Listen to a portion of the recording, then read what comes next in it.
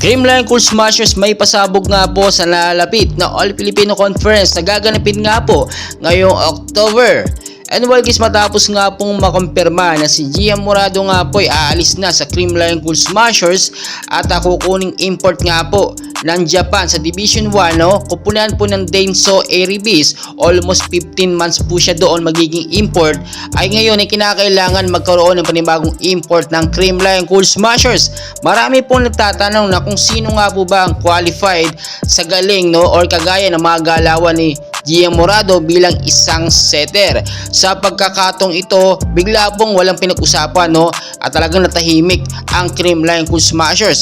Pero bigla pong naglabasan ng mga balita patungkol nga po sa kapatid ni Gemma Galanza na si Mapi Galanza. Matapos nga pong maglabasan ng mga larawan na kasama nga po ng CCS, itong si Mapi Galanza, hindi lamang sa kanilang practice, kahit po sa mga personal bonding ay kasama nila ito. Ito nga daw po ang papalit dito kay Gian Morado bilang isang setter ng Creamline Cool Smashers.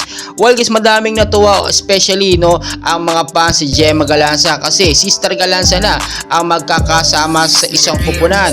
Well guys, napaka-deserving naman talaga ni Papi Galanza at may pinagmanahan talaga sa kanyang kapatid na si Gemma Galanza. At nakita nyo naman kung sakasakaling nga pong si Mapi Galanza ang maging setter ng CCS, ay mas lalo kong lalakas ang Creamline at mas mahahasa itong si Mapi Galanza at matuturuan mabuti. Sa pagkakataong ito, dapat na nga daw pong bakuran at wag nang pakawalan ni Coach Sherwin Meneses itong si Mapi Galanza. Syempre naman marami nag-aabang sa kanyang matinding performance, and for sure napakalaki na magiging offer dito kay Mapi Galanza dahil malaking kupunan itong Creamline Cool Smashers. Gigil din po makabawi ang CCS dahil nung nakaraan ay nabitin sila dahil natalo sila sa kupunan nga po ng Japan.